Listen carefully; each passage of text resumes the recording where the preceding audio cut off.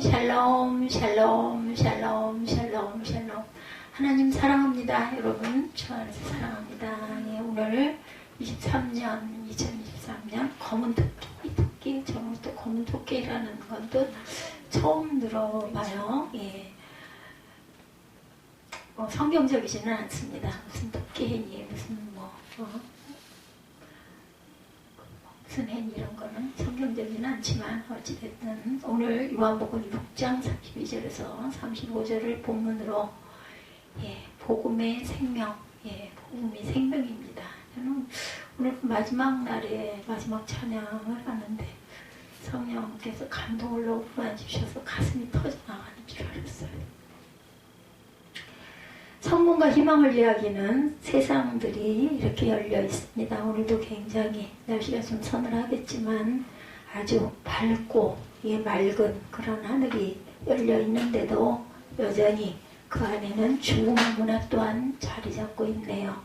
두 번째 예배예요. 2023년 맞아서 코로나 감염 확산세는 계속해서 문자로 전달이 되고 있죠. 너무 많이 그런 문자들이 와서 아주 불편하다는 그런 이야기도 많습니다. 미래가 어떻게 전개될지 알 수 없는 상황 속에서 우리는 새로운 달력을 받아서 걸었어요. 세계적으로 유례없는 인플레이션 발생으로 화폐 가치가 하락했다는 경제 뉴스.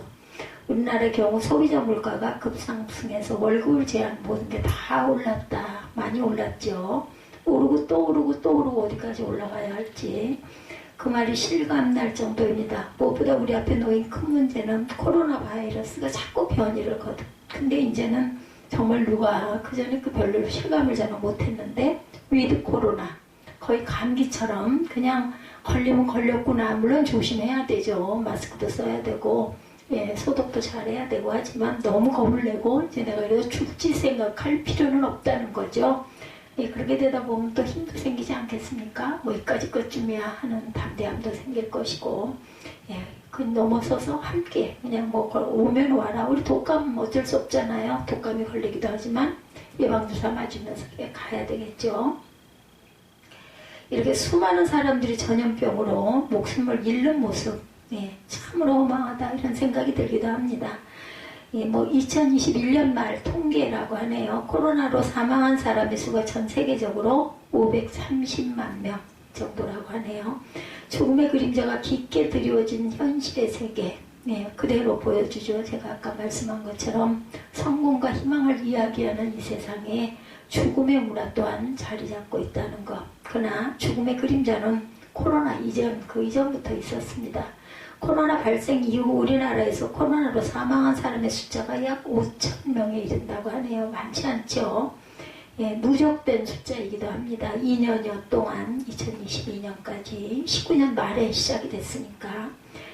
그런데 2020년 한 해 동안 우리나라에 스스로 목숨을 끊는 통계이다 보니까 20년까지 목숨을 끊는 사람의 숫자, 한 해 동안 목숨을 끊는 사람의 숫자는 13,000명이라고 그러네요. 코로나로 인해 5,000명이 죽어가던 2년 전에 기간을 합산해 본다면 우리나라에서 목숨을 스스로 끊은 사람의 숫자가 26,000여 명에 이른다. 우리가 살고 있는 사회 여러분들 어떻게 진단하십니까? 우주로 로켓을 발사하고 민간 사업자들이 우주여행을 부추기고 있는 이때의 상황입니다. 현재 상황. 끊임없는 의학 발전, 생명공학의 발전, 그리고 인간의 비밀을 풀어내는 과학적 지식들이 계속해서 쏟아지고 있어요. 하늘을 날고 자동차, 자율주행 자동차들이 많이 등장을 해서 요즘에 차량을 구입하신 분들은 아마 자율주행을 하죠. 크루즈라고 하나요? 그걸 걸면은 그냥 사람은 그냥 핸들에 가만히 손만 얹고 있으면 다른 거를 해도 상관이 없을 정도로, 물론 너무 믿으면 안 되겠지만 자율주행을 잘해서 오히려 그렇게 하는 게 연비가 아주 좋다고 합니다. 이런 세상, 그것과는 또 달리 우리 생명이 사라지고 약해지는 위기의 시대를 또한 겪고 있다는 것. 온 세상이 전염병으로 신음하는 모습이 바로 정확한 전염병뿐만이 아니죠. 의학이 발달할수록 경쟁이라듯이 희귀병들이 발생돼서 퍼져가고 있습니다. 고칠 수 없는 불치병들도 많습니다. 많이 등장하죠. 우리나라에 하루에 36명의 자살 자들이 생겨 나온다 그래요. 여기에 더해서 출산율 계속해서 떨어지죠. 0.8이 지난 3분기, 4분기에는 0.86 출산율을 기록하면서 2년이 넘도록 사망하는 사람의 숫자가 출산하는 아이의 숫자를 앞서가고 있는 상황. 결혼을 하지 않으려는 비혼족도 계속해서 늘어나고 있습니다. 만일 이 나라가 살만하다면 아이를 왜 안 낳겠어요? 그렇죠? 아이를 낳아도 제대로 키울 자신이 없고 나까지도 불행할 것이다. 이런 생각들 때문에 행복하지 못할 것 같다는 생각 때문에 아이 낳는 일을 포기합니다.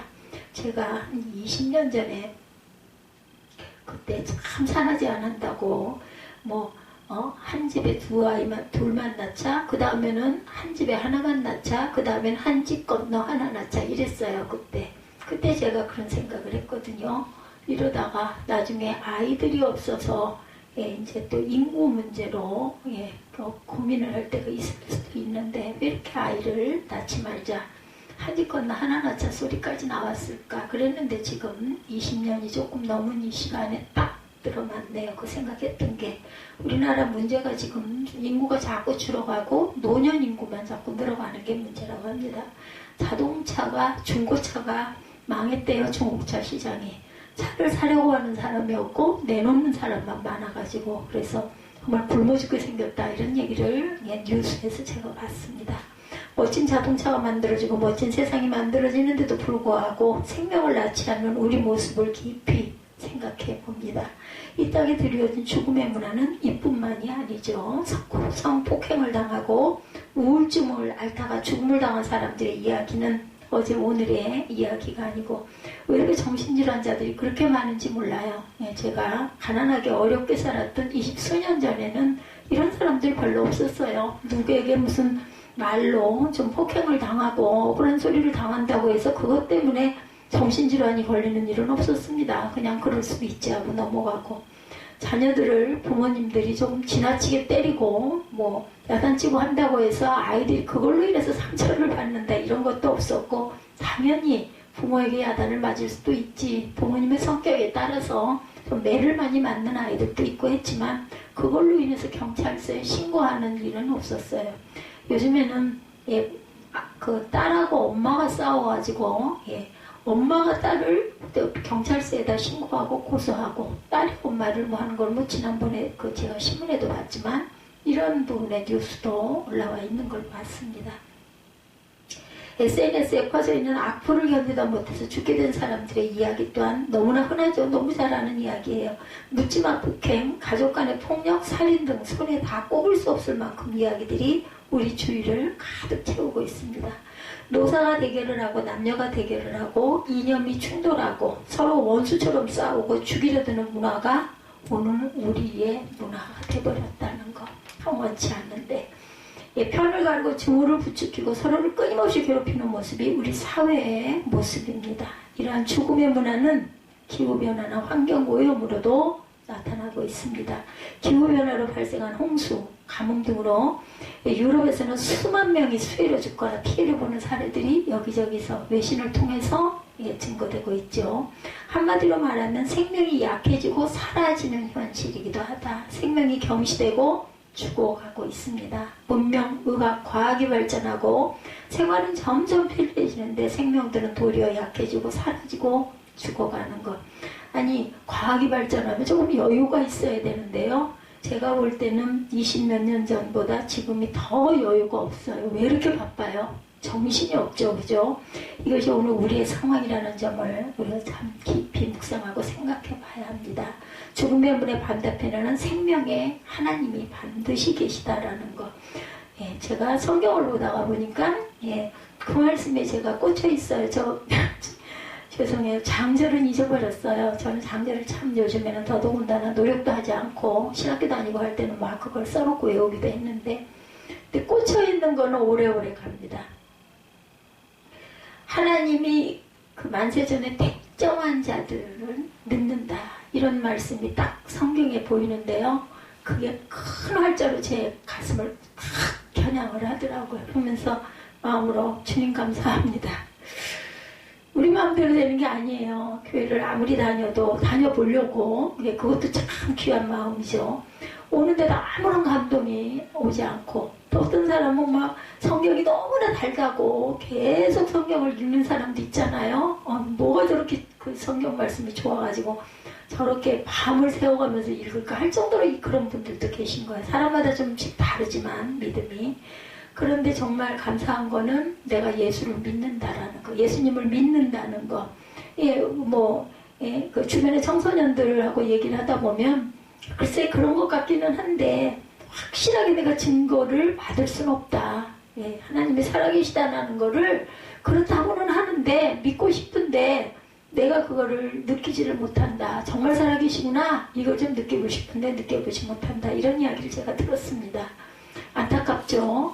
아무리 말을 해도 본인에게 믿음이 오지 않으면 어쩔 수가 없는 건데 하나님의 만세전에 택정한 자들은 믿는다라는 말씀. 그렇다면 우린 기도해 줄 일밖에 없어요. 요즘 제가 얘기했지만 요즘에 청소년들이 그 부분이 상당히 예전에는 목소리를 못 냈기 때문에 엄마가 교회 가자 하면 끌려가고 예배드리고 했는데 요즘엔 어때요?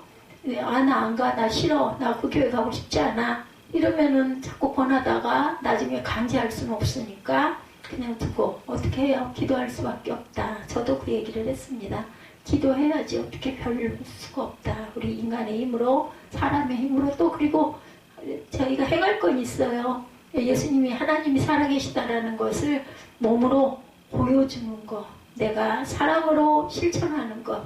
그렇게 해서 엄마가 믿는 아니면 아빠가 믿는 하나님 나도 믿을래 이런 마음이 들도록 모범을 보여야 된다.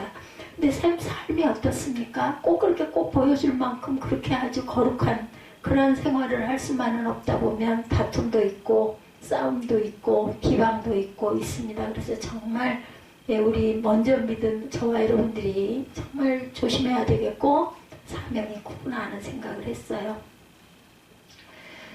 그래 분명하게도 우린 죽음의 문화가 가득한 올해 세상을 두 번째 주일인데도 불구하고 제가 증거할 수밖에 없어서 증거합니다. 있으니까 사실이니까 현실이니까. 우리 적을 알면 어떻게 그래요? 적을 알면 우리가 싸움에서 백전백승할 수 있다고 그러죠. 세상은 이런 세상이다 인정해야 합니다. 그렇다면 이런 현실 속에서 우리는 과연 무엇을 할 수 있을까요? 죽음의 문화에 우리는 어떻게 맞서서 대응을 할 수 있을까? 이런 문화 속에서 휩쓸려 살다가 때로는 죽음의 그런 위용에 유린당하며 죽어가야 하는 것은 아닐까? 저는 몸으로 매일매일 체험을 하고 절망과 희망을 왔다 갔다, 소망이라고 하죠. 왔다 갔다 합니다. 몇 시간 전까지만 해도 나 이거 아무래도 이거는 이상해, 너무 심해 이런 생각을 하면 참 힘이 빠지죠. 걸음 걷는 것도 힘이 들 정도로 자꾸 결리고 저리고 머릿속은 머릿속대로 땡기고 엉치뼈 뒤는 시큰거려가지고 걸음을 철쭉거릴 정도로 조금만 더 가면은 절겠네 이런 생각이 들 정도이고 예배는 드려야 되는데 얼마나 제가 답답하겠어요. 그래도 기도하고 또 힘을 내고 찬양에서는 하나님이 자꾸 성령께서 은혜를 주시고 얼마나 감사한지 몰라요. 만약에 제가 이 몸 상태로 이런 하나님의 은혜마저 없었다면 땅에 지금 숨을 쉬지 않고 있을 것 같습니다.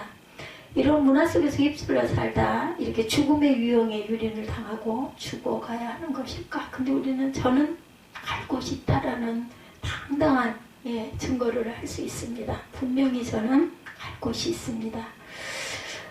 여러분들은 이렇게 말씀하실지도 몰라요. 이것은 세상 일이니 상관할 필요가 없다. 우리는 신앙생활만 잘하면 된다. 이렇게 말하시는 분도 계실 거예요. 그러나 어느 날 죽음의 문화가 다가와서 우리를 가만두지 않고 삼켜버리는 일들이 얼마나 많은지 우리 주변에서도 많이 보죠. 멀쩡했던 사람이 망불에 떠내려가기도 하고 어저께까지 인사하고 밥도 같이 먹었던 사람이 오늘 얘기 들으니까 어젯밤에 심장마비로 새벽에 돌아왔다는 이야기. 그 사람은 건강한 사람. 저 같은 경우는 거의 지금 어떻게 할 수가 없을 정도인 사람인 경우에 저는 살아있지만 건강했던 사람도 어느 새벽에, 어느 밤중에, 아니면 혼자서 돌아가기도 해요. 그죠? 세상에 온통 죽음의 문화로 채워져 있다면 반대는 하나님이 계신다라는 거예요. 하나님은 생명 자체이시죠. 생명을 만드시는 분이고 주관하시는 분이고 생명을 부여해 주시는 분이고 세상의 그 역사의 흐름을 주장하시는 분이 하나님이라고 저는 그렇게 믿습니다. 성경은 질서 갖고 생명이 없던 곳에 하나님께서 질서를 만드시고 생명을 창조하신 일을 증언하고 있어요. 제가 신학교 학생들이 저희 교회를 저처럼 이렇게 부족한 사람을 우리 에스더사가 얼마나 또 저를 그 포장을 해가지고 띄웠는지 만나러 오겠단다 하는 이야기를 듣고 혼자서 이렇게 준비를 하고 다니면서 생각을 하면서 딱 전해줄 말씀이 참 하나님이 감사하죠. 그렇게까지 생각을 구체적으로 못했는데 딱 떠오른 게 하나가 있어요.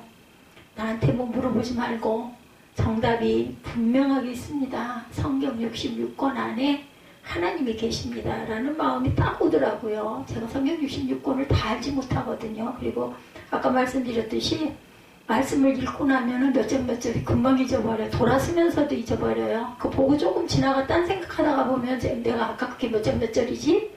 이렇게 생각을 하는 사람이니 목사니까 기대를 걸고 와서 제가 뭐를 줄줄줄 막 외우면서 아주 그 성경 말씀을 막 증거해 주기를 원하는 그런 원우님들이라고 해야겠죠. 대학원 학생들이니까. 그렇게 생각할지 모르지만 그렇지가 않고 제가 증거입니다 라고 얘기하면 되겠구나. 성경 말씀 속에 제가 녹아있고 그 말씀이 제 생명이고 그 말씀으로 저는 사는데 그게 몇 절인지들은 잘 모릅니다. 다만 성경 안에 하나님이 계시다는 증거가 다 있습니다. 이렇게 꼭 얘기를 하고 싶다라는 소망이 솟았다는 거예요. 그런 생각을 한 번도 해본 적이 없는데 오늘 아까 오전에 잠깐 왔다 갔다 하면서 그 마음이 와요. 하나님 주신 마음이거든요. 뭐 제가 뭘 드러낼 게 뭐가 있겠어요. 성경 안에 다 있는데. 그런데 정말 감사하다. 나는 질그릇인데 질그릇 안에 뭐가 있어서 보화가 있어서 질그릇 플러스 예수 그리스도. 그렇기 때문에 우리는 귀한, 저는 여러분은 모두 다 이렇게 귀하신 분들입니다. 뭐 이렇게 얘기하면 되지 않을까. 근데 오늘 일부 예배의 말씀이 또 아주 그 적절한 말씀. 우리는 십자가의 길을 가야 합니다. 영광과 면류관과 뭔가 이름이 아닌 십자가의 길을 건강하게, 육신의 건강도 아주 소중하니 건강하시기 바랍니다. 이렇게 인사를 해드려야겠구나. 후배들이잖아요. 생명을 잘 유지토록 하시기 위해서 에덴 동산 주변에 강을 만드시고 강가에 있는 나무들이 자라게 하셨어요. 하나님의, 그죠?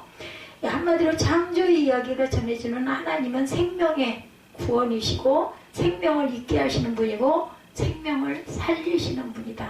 제 생명을 하나님이 사랑하셔서 불쌍히 여기셔서 네가 그때쯤 되면 이렇게 될 것이다 라는 생각을 가지시고 저에게 교회를 열어서 섬기고 가거라 라고 사명을 주셨구나. 하나님의 나라를 위한 게 아니라 제가 너무너무 불쌍해서 네가 그때 나를 붙들지 않으면 너는 하루도 못 살아라 할 것이니 이렇게 나를 섬기고 예배하고 기도하고 가거라, 찬양하고 가거라, 이렇게 교회를 세우도록 하셨구나. 그 깨달음이 오늘의 깨달음입니다. 그 하나님께서 제가 처음엔 그랬잖아요. 뭐 많은 생명들을 막 살리고 그죠? 많은 사람들이 함께 모여서 예배드리고. 근데 저뿐만이 아니라 어떤 그 개척하시는 그 지금 원우님도 그런 부분 때문에 저를 한번 만나보기 위해서 오시는 것 같기도 한데 정말로 그렇게 다들 생각해요. 처음에 교회 개척을 하고, 개척도 내 맘대로 하는 게 아니죠. 감동이 왔기 때문에 안 하면 절대 죽을 것 같으니까 하는 건데 할 때 누구나 다 그리고 영광스러운 모습, 우리가 세상에서 생각하는 아까 예수님의 십자가와 우리가 상상하는 건 반대다라는 얘기인 것처럼 다들 그렇게 꿈을 꾸거든요. 그런데 사실은 그게 아니라 내가 하나님의 은혜 속에 살고자 해서 교회를 세웠구나라는 걸 한 10수년 정도가 되고 나면 아주 엄청나게 부흥하신 분들은 또 다른 막 비전을 향해 막 하시겠지만 많은 그렇지 못한 저와 같은 분들은 나 자신을 위해서, 특히나 연세가 드신 분들은 내가 만약에 지금 하나님이 안 계시고 내가 이렇게 예배를 열심히 드리고 가는 사람이 만약에 아니라면 내가 과연 오늘을 이렇게 기쁨과 감사로, 제가 어느 날 밤에도 누구와 그런 얘기를 잠깐 했지만 정말 잠이 안 오고 정말 잠 안 오면 정말 힘들잖아요. 그럼에도 불구하고 저도 가끔은 그렇긴 했지만 거의 10번이면은 8, 9번은 그래도 지루하지 않게 기뻐하면서 감사하면서 그렇게 하고 새벽녘에 잠깐 깜빡 잠이 들거나 못 들거나 3시에 일어나는 적도 있고 4시에 일어나는 적도 있지만, 만약에 이게 그렇지 않다면 제가 어떻게 살아있겠어요. 그죠? 그렇게 밤에 잠을 못 자는데. 그리고 남들이 볼 때 하나도 아파 보이지 않게 일상을 할 수 있는 거. 남이 보기에 말짱해 보이잖아요. 저 속에서 천근이 누르고 있긴 하지만, 그래서 사실은 제가 삶을 잘 살아내지를 못했다는 거죠. 하나님께 부끄러운 모습이죠. 건강하게 가야 되는데. 그래서 딱 증거할 건 그거예요. 정말 내 육신의 건강 꼭 지키십시오. 그 다음에는 성경 말씀 다른 거, 그리고 전하실 때는 쉽게 전하십시오. 아까 제 쉬운 성경 읽어드리면서 거기서 깨달은 부분이에요. 어려운 문구, 어렵게 신학은 이런 것이다 식의 이런 접근 필요 없어요. 은혜는 아주 쉽게 온다라는 거, 아주 쉬운 말씀 속에서 온다라는 것을 꼭 전하고 싶다는 생각을 해봅니다. 그러니까 어떤 게 내게 받아들여지면 저는요, 제가 하는 게 아니라 마음 안에 음성이 와요. 마음이 딱 와요. 이래라 라고 말씀을 소리내서 하신다는 게 아니라 생각지 못했던 것들이 딱딱딱 떠오르면서 그게 하나님 말씀에서 어긋나는 것이 아니면 이게 답이구나 라고 생각을 하게 되든지, 그거 이렇게 정리만 하면 된다라는 거죠. 인간은 늘 죽음으로 치닫는 미련한 존재입니다. 아담과 하와는 선악과를 따먹음으로 하나님의 계명을 어기고 스스로 죽음을 선택하는 길로 들어섰죠. 내가 이것을 먹으면 정녕 죽으리라는 주님의 말씀에도 불구하고 그들이 선택한 운명은 죽음이었어요. 이후로 인간이 살아가는 곳에는 언제나 죽음이 함께합니다. 인간은 흙으로 왔다가 흙으로 돌아가는 그런 모습이 되었고, 죽음을 늘 두려워하면서 살아야 하는 존재들이 되었어요. 여러분들 병원에 가끔 가시죠? 얼마나 많은 사람들이, 대학병원은 말할 것도 없죠. 어쩜 이렇게 많아요. 환자들이 바글바글해요. 그죠? 세상이 여러 가지 물질적인 부분으로 어려움이 있고 없고 그게 중요한 게 아니고, 병원에 가면 정말 많은 사람들이 줄을 서서 기다리고 있습니다. 아주 바쁜 데가 병원인 것 같아요. 가인은 아우 아벨을 돌로 쳐서 죽임으로 죽음의 문화를 뼛속 깊이 경험합니다. 누군가를 죽이면 나는 더 크게 죽음을 당한다는 걸 절대 잊어버리면 안 됩니다. 아담에 이어서 일대가 넘어가지 못한 상태에서 죽음이 만연한 세상이 열리고 말았죠. 인간이 만든 문화는 결국 죽음의 문화가 되었고 인간을 점령하고 말았어요. 반면에 하나님은 어떤 분이에요? 살리시는 분이시죠. 생명의 근원이 되십니다. 하나님은 모든 인류를 살리기를 원하셔서 지금도 심판의 때를 늦추고 계시죠. 악한 자 한 명까지도 돌이키기를 바라고 시간을 주고 계십니다. 가인이 아벨을 죽이고 유의하는 자가 될 때에도 하나님께서는 그에게 표를 주셨죠. 모든 사람으로부터 죽임당하지 않도록 내가 너를 보호하겠다. 만약에 너를 누군가가 해야 하는 자가 있으면은 그 벌을 7배를 주겠다라고 얘기하시죠. 하갈이 이스마엘과 함께 아브라함의 집에서 쫓겨나서 브엘세바 광야에서 방황하다가 물이 없어서 죽어가던 때에 눈을 열어주셔서 샘을 발견하게 하시고 살려주신 이야기는 성경에 나오는 살리시는 하나님의 이야기 중 하나일 뿐입니다. 인간의 죄로 세상은 점점 죽음의 세상으로 변해가고 있지만 하나님은 죽음의 세상 속에서 살아가는 인간을 사랑하시고 끝까지 살려내시기를 원하신다. 왜요? 하나님이 만드셨기 때문에 우리 모두를 악한 자까지도 만드셨잖아요. 지으셨잖아요. 악해진 거죠. 요한복음은 하나님께서 인간을 구원하시고자 죽음에 둘러싸인 세상에 어떻게 오셨는지를 어둠과 빛의 대비로 표현하고 있습니다. 요한복음 1장 1절에서 4절 잘 아시는 말씀이죠. 1장이니까 보실 수 있으시죠? 요한복음 1장 1절에서 4절 함께 봅니다. 태초에 말씀이 계시니라. 이 말씀이 하나님과 함께 계셨으니 이 말씀은 곧 하나님이시라. 그가 태초에 하나님과 함께 계셨고 만물이 그로 말미암아 지은 바 되었으니 지은 것이 하나도 그가 없이는 된 것이 없느니라. 그 안에 생명이 있었으니 이 생명은 사람들의 빛이라. 이 생명 안에 있는 사람들의 빛이 뭐예요? 바로 우리의 생명입니다. 살아있는 생명. 참빛 곧 세상에 와서 각 사람에게 비치는 빛이 있었나니 요한복음 1장 9절에서 12절입니다.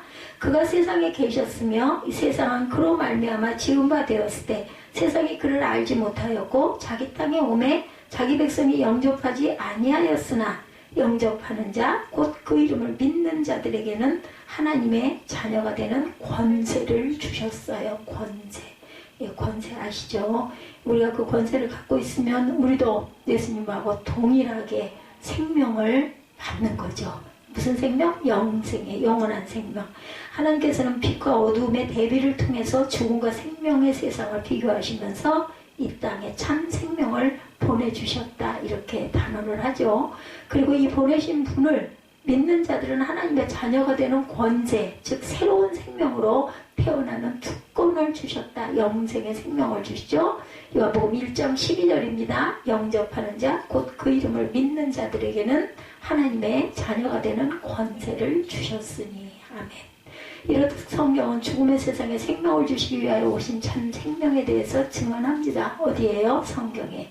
예수님은 이 세상이 알지 못하는 참 생명이시고 생명을 가지고 이 땅에 오신 하나님의 아들이시죠. 그렇다면 하나님을 믿는 자녀에게 주시는 생명이란 무엇일까요? 이 세상에 알지 못하는 생명이란 어떤 생명일까요? 죽음의 권세가 예수님을 십자가에 매달아 죽였지만 사흘 만에 부활하셨죠? 보다 분명하게 말한다면 하나님께서 죽은 그리스도를 사흘 만에 다시 살려내셨어요.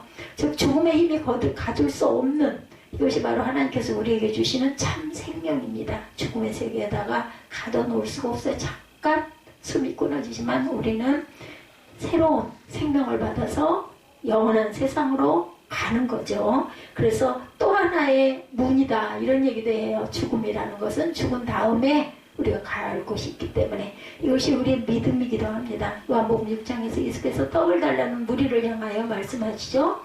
6장 32절에서 35절 보면 예수께서 이르시되 내가 진실로 진실로 너에게 이르노니 모세가 너에게 하늘로부터 떡을 준 것이 아니라 내 아버지께서 너에게 하늘로부터 참 떡을 주시나니 하나님의 떡은 하늘에서 내려 세상에 생명을 주는 것이니라. 하나님이 주시는 떡은 생명이에요. 그들이 이르되 주여 이 떡을 항상 우리에게 주소서. 예수께서 이르시되 나는 생명의 떡이니 내게로 오는 자는 결코 줄이지 아니할 터이요 나를 믿는 자는 영원히 목마르지 아니하리라. 잘 아시는 말씀이죠. 이 말씀에서 예수님은 잠시 위로를 주는 떡, 잠시 배부르게 하는 떡과 영원한 위로가 되는 떡, 영원히 우리를 배부르게 할 떡을 구별하십니다. 예수께서 이 땅에 가져오신 생명은 영원히 목마르지 않는 영생수이며 결코 줄이지 않게 하는 생명의 떡이라는 거예요. 그러므로 짙게 드리워진 죽음의 세상, 죽음의 문화, 어둠의 문화를 극복하고 다시 살려내는 열쇠는 참 생명이신 예수 그리스도에게 있다라는 거죠. 그래서 제가 아까 죽음의 문화, 죽음의 세상, 어쩔 수 없이 이러이러합니다 라고 길게 말씀을 드렸어요. 그분은 세상이 알지 못하는 생명이고 그 생명을 부여하시는 분은 하나님이시죠. 그를 믿는 모든 사람에게 참 생명을 주시는 분이시기도 합니다. 그래서 죽음의 문화는 오직 이 생명으로부터만 극복될 수가 있다. 사회운동이나 문화적인 모습으로 해결될 수가 없어요. 오직 예수 그리스도의 생명을 가진 사람들이 세상에서 빛과 소금이 될 때 죽음의 문화가 물러가고 썩어가는 세상이 맛을 내게 될 것이다. 소금이 그죠? 이게 전부 다 녹아서 맛을 내지 않으면 아무 소용이 없다고 그러죠. 길에 버려져서 밟히면 소금의 그 참 능력이 이루어지지 못하는 것처럼 세상을 살리는 사람들, 세상을 살릴 유일한 대안은 하나님이시고 사흘 만에 부활하신 예수 그리스도의 참 생명, 우리는 생명의 사역을 마땅히 감당해내지 못했어요. 참다운 생명을 가진 사람들이지만 생명을 낳는 방식으로 살아가지 못하였고 도리어 죽음의 문화에 동조해서 어둠 속에서 빛을 비추지 못합니다. 죽음의 세상에서 세상이 알지 못하는 생명을 낳는 일은 하나님의 방식으로만 가능하다. 예수께서 이 사실을 자신의 삶을 통하여 분명하게 보여주시죠. 이 생명은 스스로 살아내는 생명이 아니고 스스로 뚫고 일하는 생명도 아닙니다. 자신을 살리려 하는 생명력은 때로 세상에서 죽음의 세력이 되기도 합니다. 가인이 그랬죠. 아벨을 향한 질투, 자신만이 하나님께 잘 보이려던 태도는 극단적인 이기주의를 낳았고 결국 형제를 살인하는 살인자, 첫 번째 살인자가 되고 말죠. 스스로 성공하고 열매를 거두는 성과주의, 이기주의는 언뜻 보면 열매가 있어 보이고 생명력이 있는 것 같지만 도리어 다른 사람을 죽여야 하는 사망의 길이고 죽음의 문화 자체가 된다라는 것. 예수께서 이 땅에 보여주신 참 생명은 자신을 낮추고 자신을 내어주는 사랑이었죠. 죽음까지 내려가는 희생을 치르신 예수 그리스도이십니다. 세상의 권세는, 죽음의 권세는 이 희생양을 손쉽게 잡아먹는 듯 보였지만 하나님께서 죽은 예수를 살려내심으로 세상이 알지 못하는 참 생명의 정체를 드러내시죠. 그러므로 참 생명은 죽음으로 얻게 되는 생명이자 낮아짐으로 높아지게 되는 생명이고 섬김으로 올라가게 되는 생명이고 겸비함으로 영광스럽게 되는 생명입니다. 죽음으로 치닫는 이 세상을 생명의 문화로 바꿀 수 있는 방법은 참 생명을 가진 사람들이 많아지는 데 있습니다. 이를 위해서 우리는 생명을 낳는 일을 해야 되겠죠. 복음 전파는 단지 한 사람의 영혼을 살리는 일을 넘어서서 새로운 생명으로 태어난 사람들의 세상을 빛으로 밝힘으로 생명력을 불어넣는 데 보다 큰 의미가 있다라는 것. 우리 지난번에 송구영신 때 촛불 행렬 했잖아요. 그 촛불들이 많이 보이니까 어떻게 되던가요? 불 끄면은 그저 전기가 나가고 나면 깜깜한데 하나가 있을 때랑 둘이 있을 때랑 셋, 넷이 있을 때랑 다르죠. 밝기가 이렇게 합해져서 생명을 낳는 세상을 만들어야 되겠다. 복음으로 생명을 낳고 생명이 세상을 섬기고 그 생명이 세상에 빛을 비추도록 하는 것이죠. 예, 올 한 해 하나님이 주시는 생명을 따라 생명을 낳는 새벽교회가 되시기를 주님의 이름으로 소망합니다.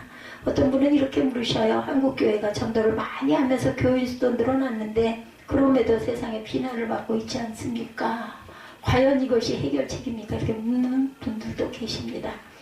뼈아픈 일이죠. 마음이 아픕니다. 지금까지 우리는 참 생명을 낳고도 세상의 방식을 따라 살아왔어요.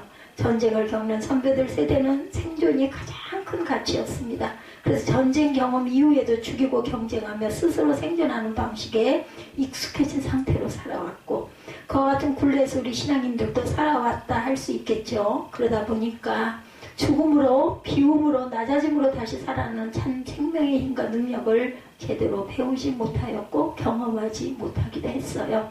23년 새해에 제가 이런 소망을 가져봅니다. 새벽교회가 참 생명을 드러내고 이 생명력으로 세상을 살리는 교회가 되면 얼마나 좋을까. 아까도 잠깐 생각한 생각이지만 그래도 하나님께서 어린 꼬마 5살짜리 꼬마를 바라보시고 네 자녀들만이라도 네가 잘 구원해서 하나님의 나라를 깨달아 알게 해라. 이 사명을 그 어린 꼬마를 보시면서 생각하신 게 아닐까. 왜냐하면 제가 이렇게 교회에 이 나이에 돌아가면서까지 교회에서 하나님의 은혜를 이만큼 받고 있는 것. 복음으로 생명을 낳고 생명들이 세상을 살리는 교회. 세상에 만연한 죽음의 문화를 극복하고 사회, 정치, 경제, 문화 다양한 영역에서 생명력을 불어넣는 사람들이 우리 새벽교회 성도들이면 참 좋겠습니다. 환경 문제, 기후 문제, 지구의 문제 등 젊은이들이 고민하는 문제들이 많죠.